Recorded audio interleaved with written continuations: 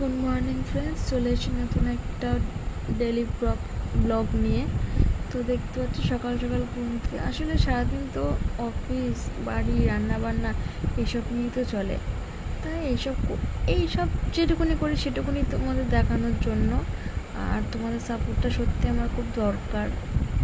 এখানে দেখছো এটা কি শাপলা নাকি? শাপলা বলে, ওটা ভালো লাগে খেতে আমার।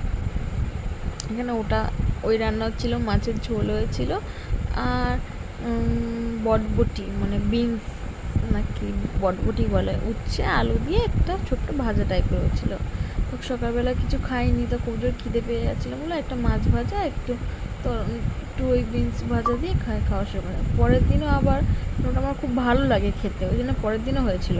পরের দিন ওই আগের দিন দাদু কেটে দিয়েছিল, আজকে আমি নিজে কাটলাম। আর আজকে চিংড়ি মাছ দিয়ে করবো, আগের দিন শুধু প্লেন করেছিলাম।